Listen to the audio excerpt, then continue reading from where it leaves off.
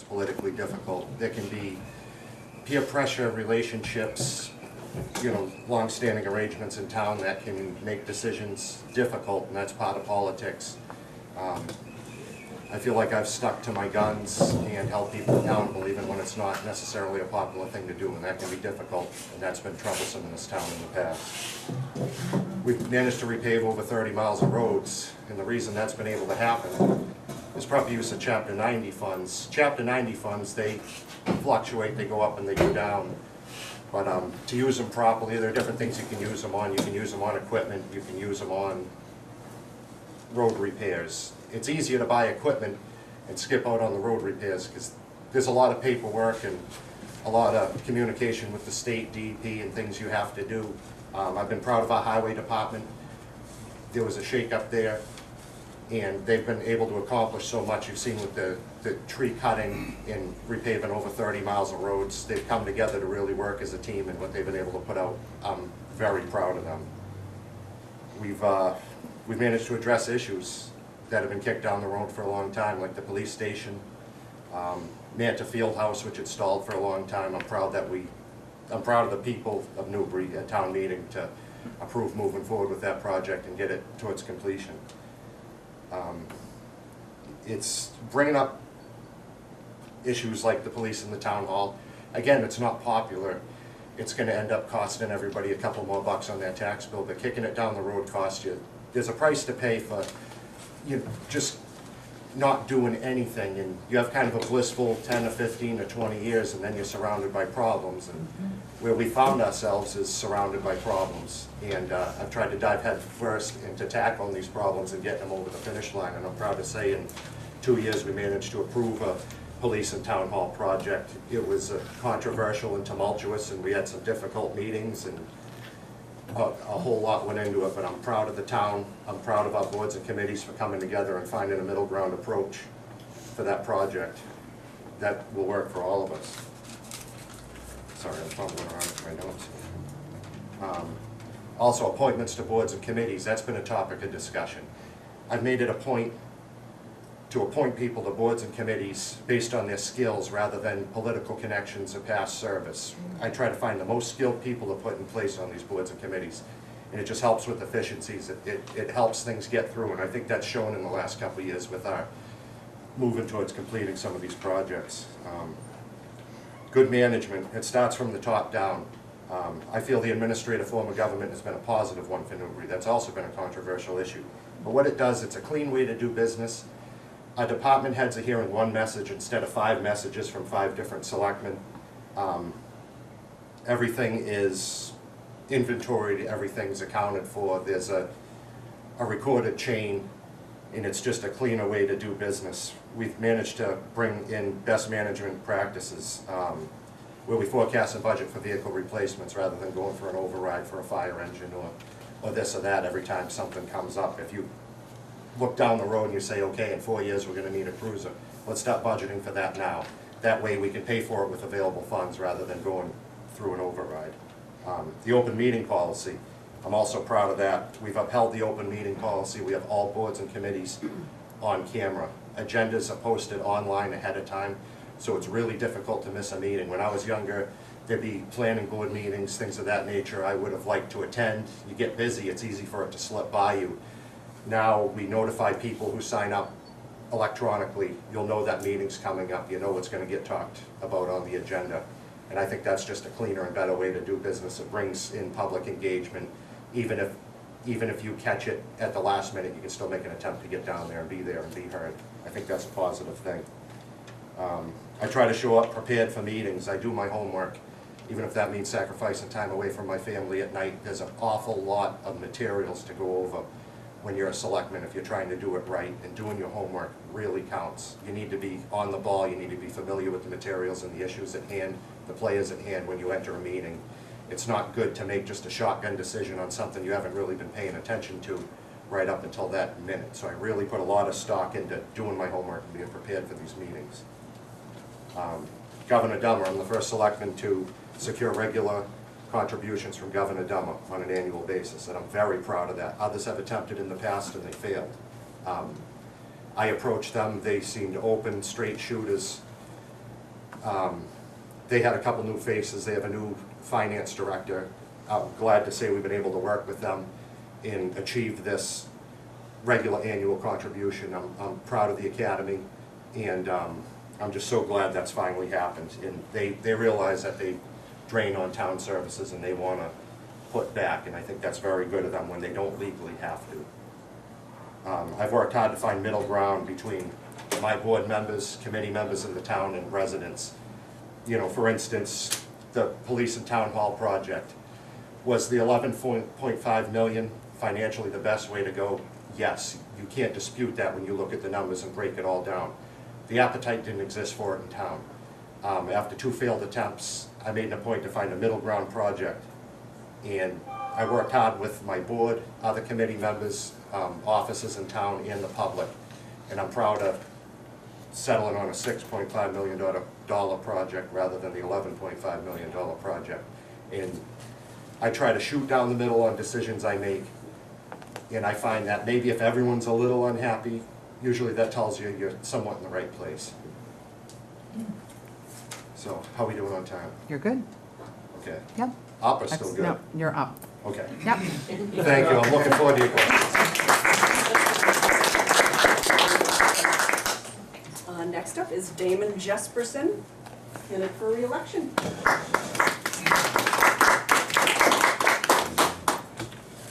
Good morning. It's been a lot of work serving the last 3 years. I'm also a lifetime resident. I'm 39 now, and decided I had to get involved because I could no longer write to my representatives and tell them what a bad job they were doing unless I was willing to participate. I'm an artist. I work at the firehouse and the dance place in Newburyport.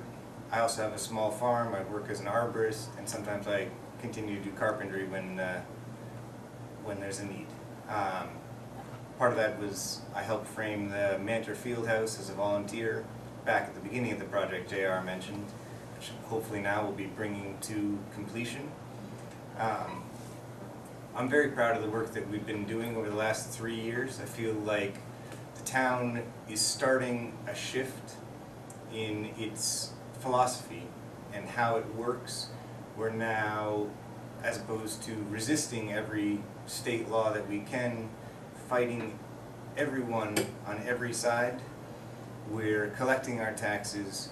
We're doing the right things for the townspeople. We're planning ahead.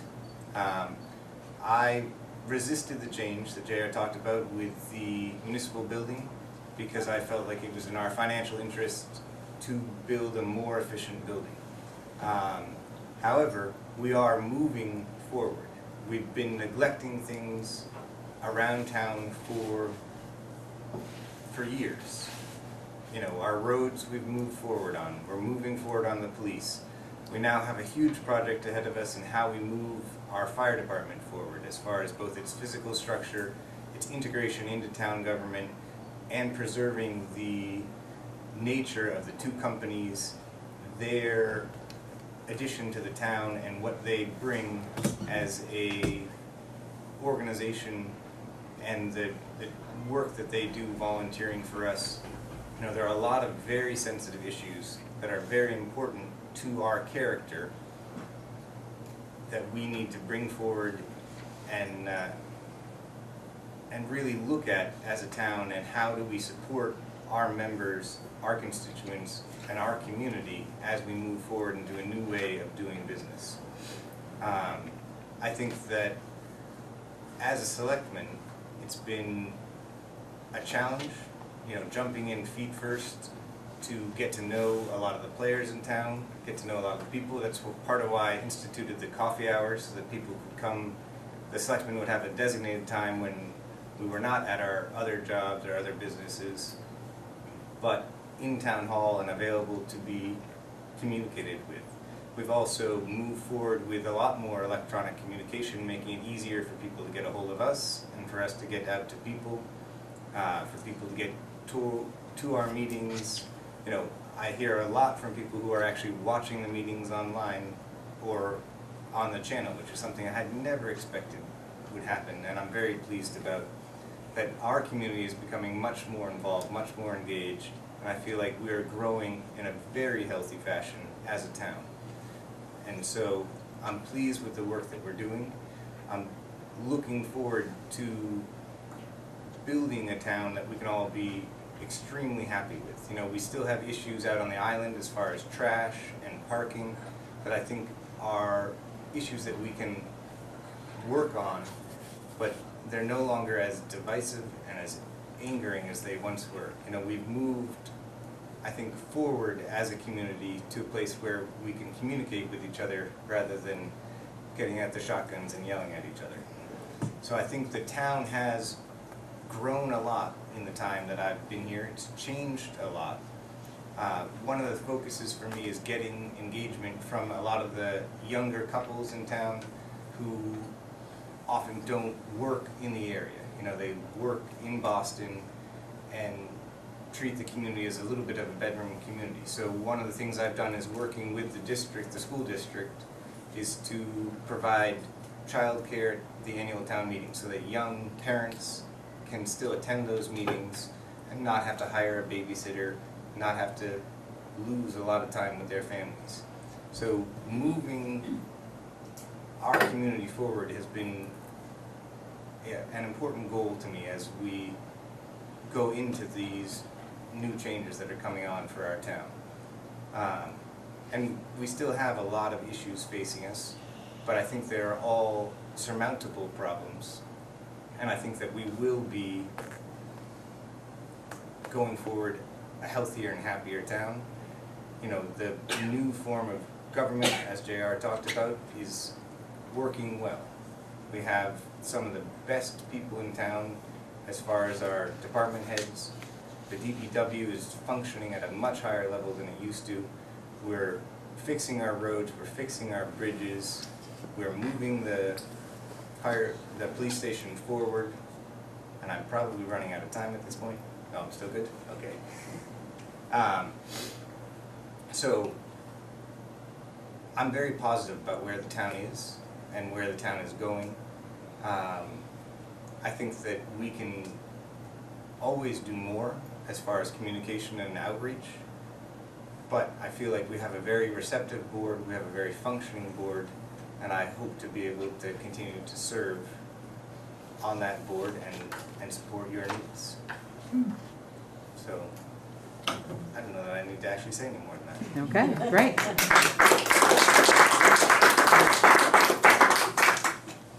Thank you, Damon. And the next candidate for selectman is Vincent Russo, a new candidate for position, a 3-year term. Good morning. First of all, I want to thank Maggie and Susan Noyes for setting this up and helping us with this forum. It's not a debate. I got a notice from somebody, congratulations on the debate, or good luck on the debate. It's not a debate, it's a discussion. I was a selectman here a number of years ago from 2004 to 2010. A lot of people wonder why I didn't stay as a selectman. I didn't run for a 3rd term. They were 2 3-year terms. And so before I give you the rest of my bio to bring everybody up to speed as to how I got here, why I'm here, is that when I was a selectman in 2004, you really don't know how bad things are until you are elected and you get to really open the books and start seeing what's really going on under the surface. In 2004, the town was very close to being in default of its debt and its financial obligations. The financial situation was really desperate. In 2004, there were only 3 selectmen. There had only been 3 selectmen for many years. We were blessed in Newbury for those years that I was first living here. For the first 20 years, Angie Macheros was the chairman of the Board of Selectmen, and he was re-elected every year, and he lived at Town Hall.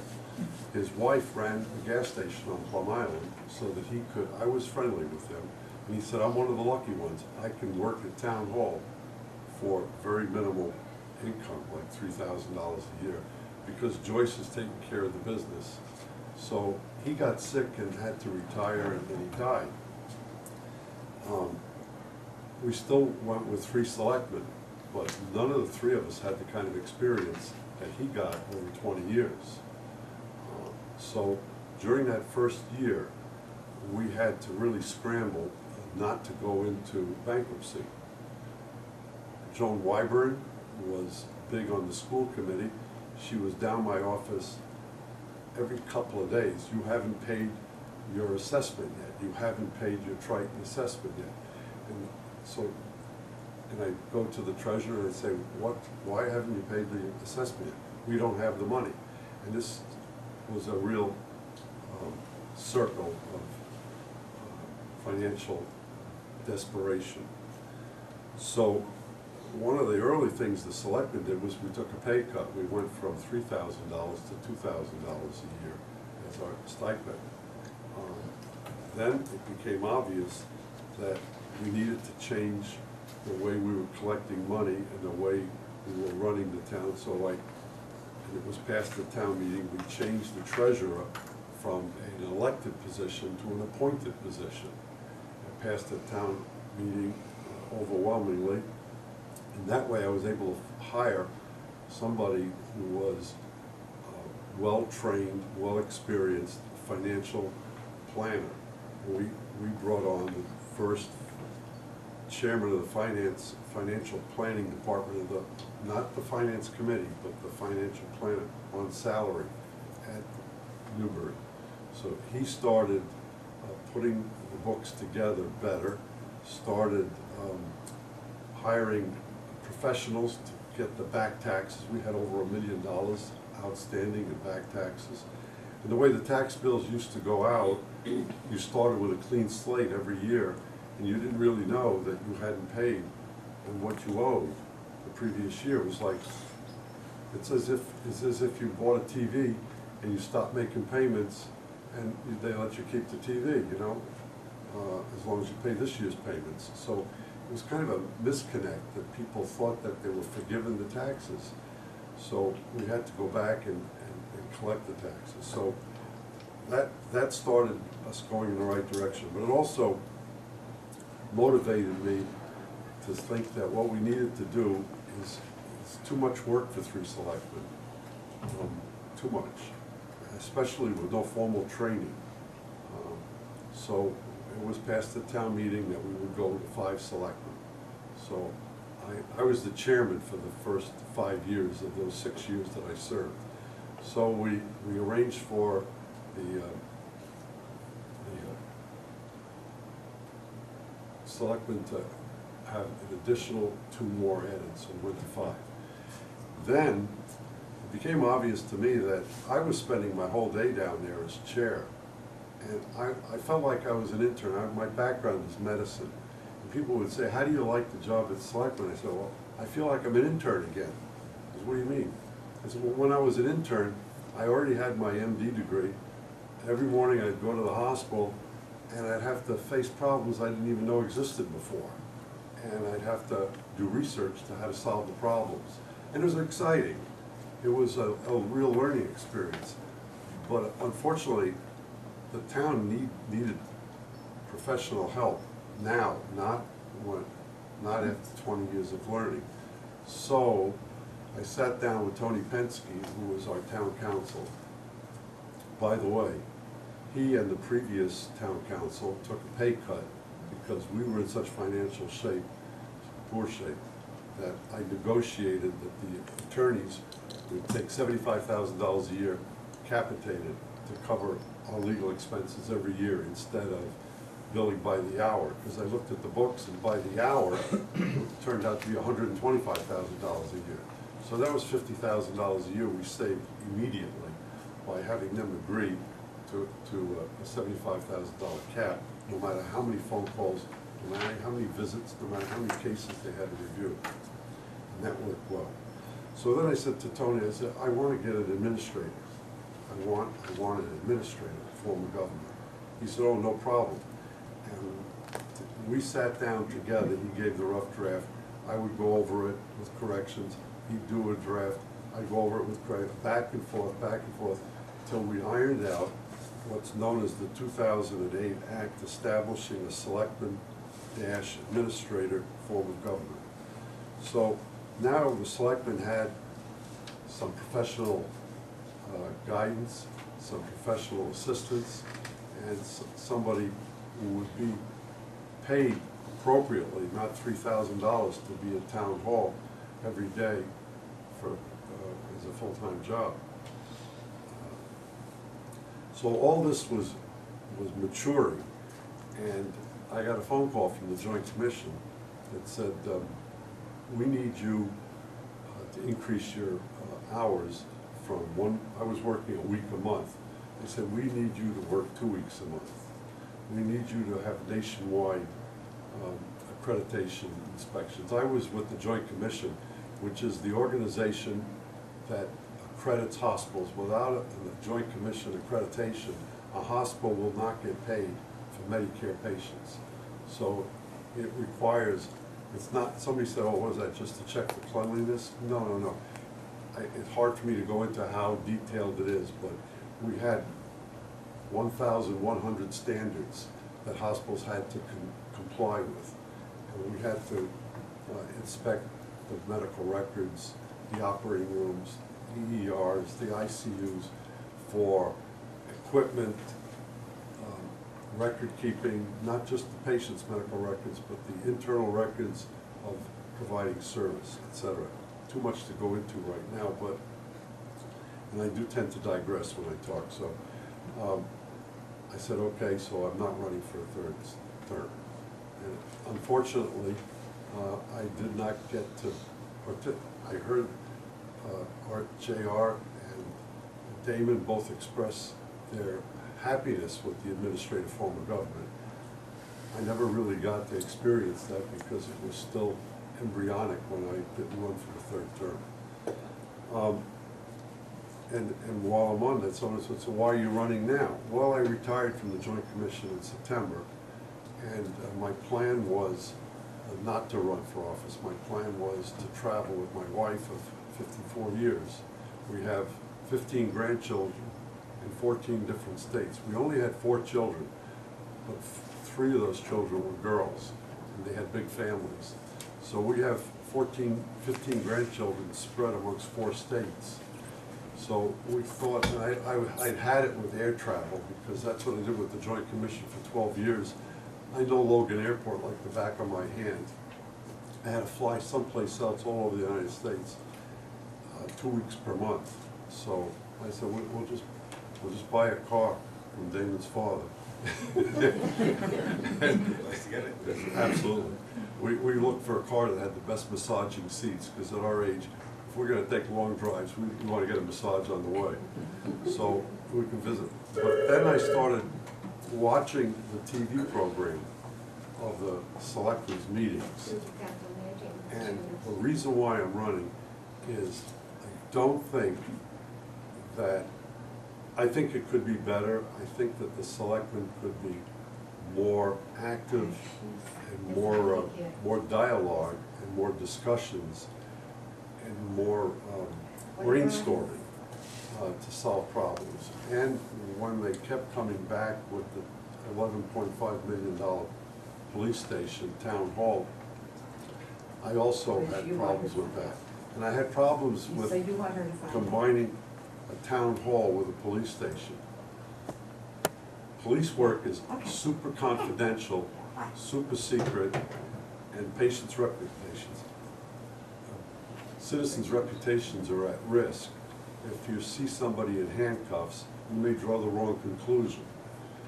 There's a lot of reason why they're in handcuffs. That doesn't mean they're guilty of anything. So the police station needs to be separate from the town hall. The town hall is a public venue. The way town hall was always until we had the temporary quarters, it looked like a food court.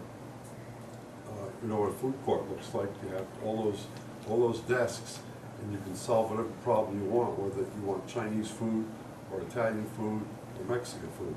Or if you had to pay your taxes, or you had to speak to somebody about the assessors, everybody was in the same court, and we like that. It's a public venue. People could stop and just talk there. Town police station.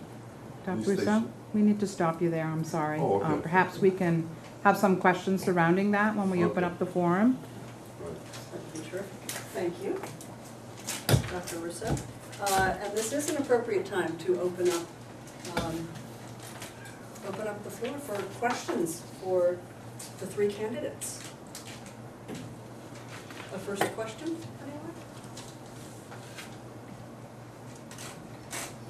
Yes, please. Hi. I have probably a comment more than a real question. First of all, I'd like to thank all of you for your service to the town that you've given. And I particularly would like to commend both JR and Damon for the work that you've been doing over the last few years. I've lived here since 1991 and have watched the evolution of our town government from one end to the other. And I'm quite pleased with the direction it has gone on. And, you know, if you were the instigator of the town administrative form of government, then obviously that was a very good way to go. I especially think that I've seen you guys hang in there with,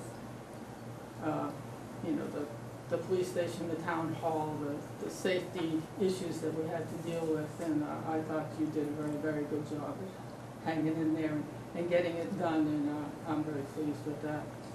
And the last thing is, I also am thrilled with the roads that have been repaved. I ride a road bike, and now there are way fewer potholes to fall into. So I thank you for that. Thank you. Any other comments or questions? Dr. Russo, I appreciate what you shared with us about your past contributions as a selectman with the town.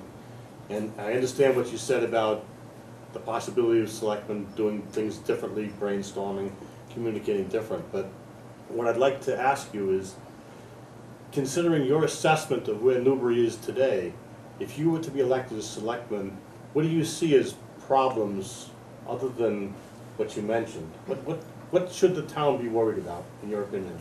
Okay, right now, I think from my vantage point, as I mentioned before, you don't really know what the problems are until you get on the other side and you can really see below the surface.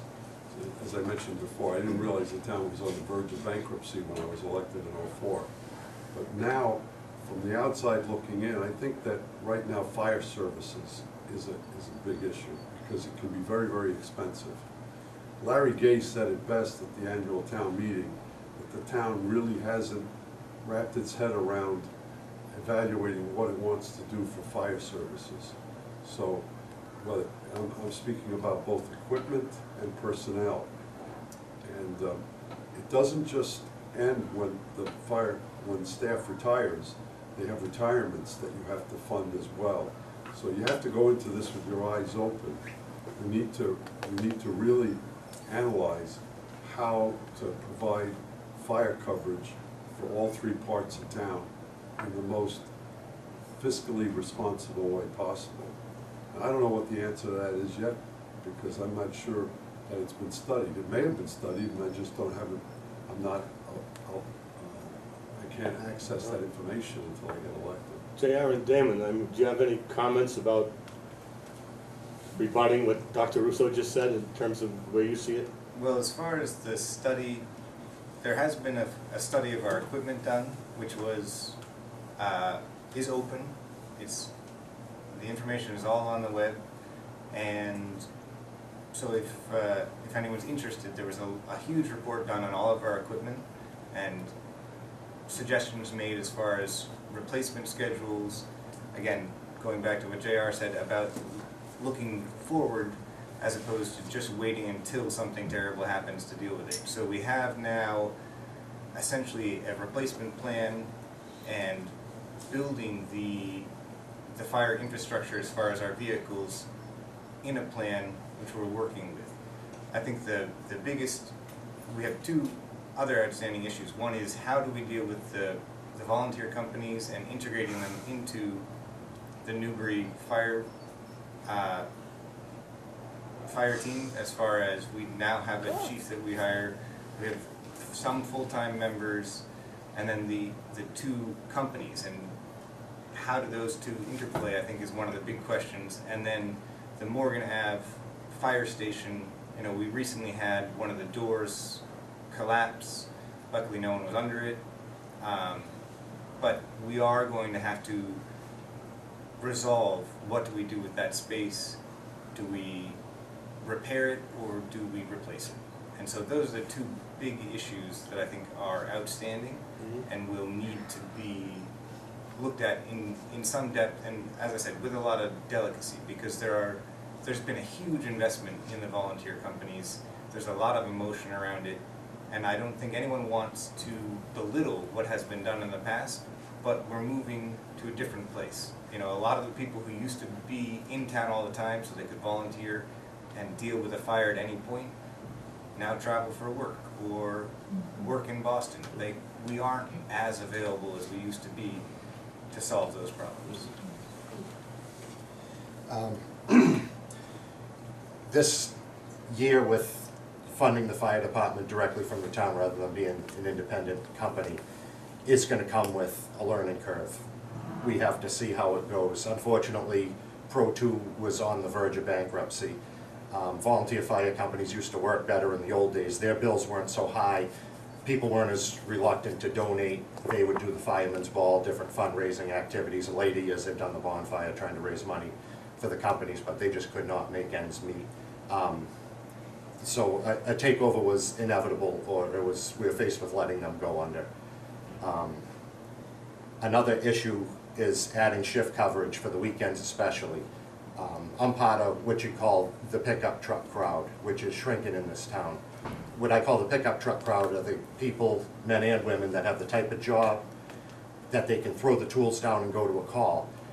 As the cost of living's gone up in Newbury, the pickup truck crowd gets displaced. Either you can find a way to stay and you flail your arms and legs hard enough and you can afford to be here, or you just can't. And a lot of our firemen are coming from Salisbury and communities farther away where they can afford to live, you know, the guys in that pickup truck crowd. So we have to fund them a little more to make sure we have ample shift coverage on the weekends, because if you're in Salisbury or Seabrook, your alarm goes off, you race to town, and by the time you get there, there's either one guy at the fire truck hoping other guys show up, or you miss the boat, the truck already left. So we'll be able to fund, especially shift coverage, especially nights and weekends, to make sure there are people around, there are people nearby that can respond. And this is, you know, it's part of the evolution of the town. As things have changed, the pickup truck crowd, it's, you know, it's thinned out. The guys that can throw everything down and just run to a call. And I mean, we're kind of rolling with the punches here, and this year will be a trial to see how it goes and where we go from here. Thanks. Evelyn? I have a comment first and then a question. And JR, I'm only addressing this because I think credit is not always given where it should be. And we did have two former selectmen. I'm the old lady here, so I know we had two former selectmen that did have a good rapport with Governor Dahmer and were able to extract funds from them, donations from them. They did a good job for that. So besides that, as far as the selectmen are concerned, they're the governing body, correct? We're policymakers. The administrator carries out the policies. So yet, for all intents and purposes, we're the executive branch of the government still. Okay. So does that mean that all the other boards, or take finance, do you look at the budget after they've prepared it? Absolutely. I went completely through the budget document. Okay, all right. And now, at annual meeting last year, there was a gentleman that stood up and asked that the administrator's salary be taken out of the total and listed separately. And I was not able to attend this town meeting, but I understood that that did not happen. No, we've been talking about breaking it down. The problem with breaking down an $18 million budget, it isn't really a problem, but it's a reality, is you're gonna end up with a book about that thick. Some things I agree should be broken down more. I'm in favor of going back towards, like, the town reports. You remember when we used to get the book? I think that's a good way to go. As far as the publishing costs, what it will cost the town to do or what it would cost the people to buy one, I don't know. I'm thinking maybe we could have a copy of it online and also still a paper edition for people that aren't computer friendly. Well, But Article I'm- 10 of the administrative policy says that the selectmen can recommend the administrator's salary, but it has to be voted on at town meeting. And essentially, I don't see that's been voted on because no one knows what they're voting on. I'd have to look at that for myself, that's news to me. Well, it's in the policy, Article 10. So the town would vote on salaries for Right. just the administrator or other That- people as well? Yeah, that's, I understand. All right, I think when we approve the budget, that probably encompasses all that, but I'll absolutely look farther into that. Thank Yeah, you. could they call you back? What's your name? What's your name? Yes. Yeah, I have a question. I want to thank the Council on Aging here. They're very good at what they do and very informative. And also the three gentlemen that are running for selectmen. My problem is, I've been kind of following, I've only lived in Byfield for 50 years, so, you know, I've been following it for the last few years of how things are run, how everything works. And I think it's kind of ironic that we're holding this meeting here at the Council on Aging when I haven't heard one person say anything about the tax rate, how it affects the elderly in the town of Newbury. Now, what really brought my attention, I went over to the town hall to pay my taxes, and there was an elderly lady in front of me, and she was complaining that I don't know how I'm gonna pay my taxes in town as this keeps going up. And basically, the town tax collector said, well, I guess you're just gonna have to throw a for sale sign on your house and move. That's quite an answer, you know, I mean, that's really kind of bad. And I wish it was a man that that had said that, but that's it. And another thing is, I don't know if you know, that Rowley just passed their renovation of their school over there, and they're gonna pay 53 point something million dollars to renovate it. The taxes in Rowley are going up by almost $800 a year to the people. How will, and this is a question for all three of you, how are the elderly people in your town gonna affect something like that could happen? Well, fortunately for one, we're not in Raleigh. One thing we did right is build this school. So after we address our fire issues at Morgan Ave, the town needs the station needs, in addition, a renovation, or like Damon said, or a redo. Once we get through that, our infrastructure should be in fairly good shape as far as things we need to build. And that was kind of what I was speaking to. You get that blissful 20 years, 15 years of going and not really doing anything. The tax rate stays the same. Everyone's happy, it's great. But at the end of that run, you got problems to deal with. And that's what's facing a lot of these other communities too. So it's tough. Fortunately, Newbury's enrollment numbers are dropping. So as far as the schools go, or a need for a larger school, you know, hopefully that stays in check. I mean, every building, you're gonna have to do things to it as the years go along. I understand that. The thing is that what I don't understand is what are the elderly cannon fodder? No, the elderly, I mean, it's as difficult for the elderly to pay their taxes. I mean, everyone has to pay their taxes. It's not just the elderly. Well, I realize It's, that. right, but if. It's certainly easier if You said you've been around town for 50 years. That's all. You enjoyed the time of not really doing anything to our infrastructure and not improving it, not repairing Yeah, things. when I So- moved to town, you know, I was probably making, you know, $125 a week. Right. So what I'd Town like, didn't have the money. yeah, what I hear you saying is that as long as, in reality, what's happening is if you're upwardly mobile if you're in your 30s, you haven't maxed out your annual income yet. Hopefully, your income will keep going up during your working years. Most people make by the time they're in their 60s, they're actually making more money per year than they made before, so they can keep up with the rising taxes. The people that he's asking about are retired, and their retirement income is fixed. They are at the top of wherever they are, they're not making as much as they were making when they were in their 40s. They're in their 60s, 70s, and 80s, and they're at a level that's plateaued. And it didn't plateau at their top 3 years. It plateaued somewhere around 70% of what their best years were. And when I was a selectman, I asked Penske, our town council, on multiple occasions, if we could have a double tax rate, one for seniors, and he said it was absolutely unconstitutional. And that's another reason why I'm running for a third term, because I think if it's unconstitutional, there needs to be an amendment to the Constitution.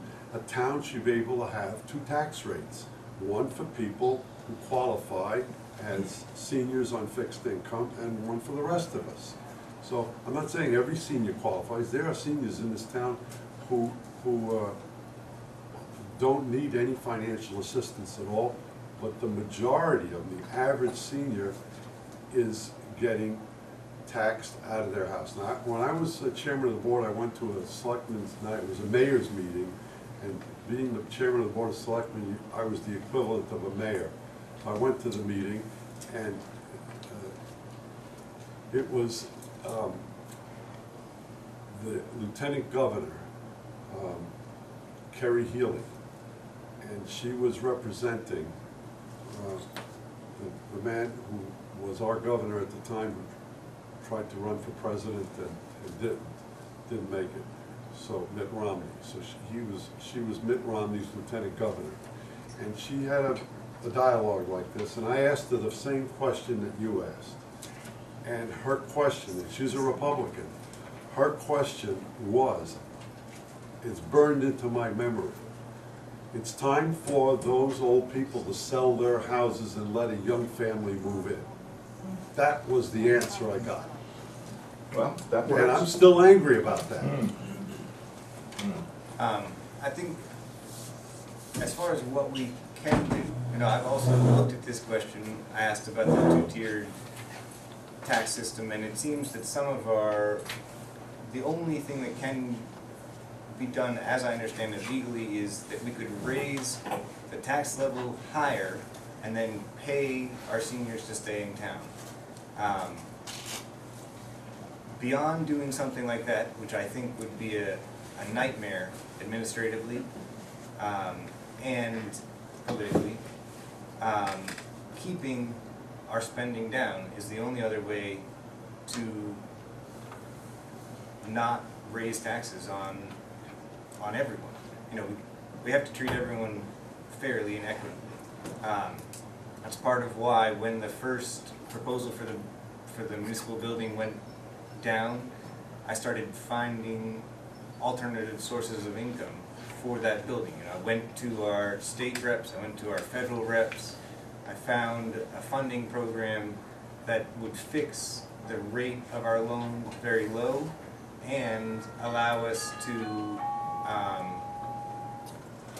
so it fixed the rate and it allowed us to extend the rate so we wouldn't be paying as much annually. That's, some people objected, they said that's putting the debt on our children's children rather than us paying for what we need to pay for. But it allows the budget to stay lower. If we don't overspend, we don't have to raise taxes. However, if we don't plan for our spending and we just let emergencies happen, we end up in the situation Dr. Rousseau was talking about in 2004, where we can't borrow and we can't pay our bills and everything gets expensive and our services get cut. So we need to have a good financial plan. I think that's our only way to help our seniors. So we are cannon fodder. So We are cannon fodder. well, There's no answer then. I have an answer. I was at the first special town meeting where we talked about the fire station, the police station, town hall rather. And I would say that there were approximately 500 people there to vote at that meeting. That's about 10% of the population of Newbury. If people are concerned about their taxes, they should exercise their right to vote, which is exactly why JR became a selectman, because he couldn't complain about his representatives. He wanted to do something proactive about it. Damon as well. Sorry. So I mean, really, think about it. 500 people could have determined that we would have gone forward on the police station and the town hall at that point in time, and 4,500 people could complain about it, the effect on their taxes. I'd like to, can I make a comment on that? Sure. I think Very that- quickly, What? very quickly, please. Okay. Okay. We need to take advantage of technology, and I think that we can do virtual town meetings, so that people could actually vote from their computer at home. You need to do a lot of logistical and legal work to get that through, but I see that as a meaningful use of technology. Sure. That way you get, instead of waiting for them to go to the ballot on a rainy or snowy day, they could vote from home with a secure server and their passwords, et cetera, so it can be done. That's a possibility, sure. Okay. Thank you all very much.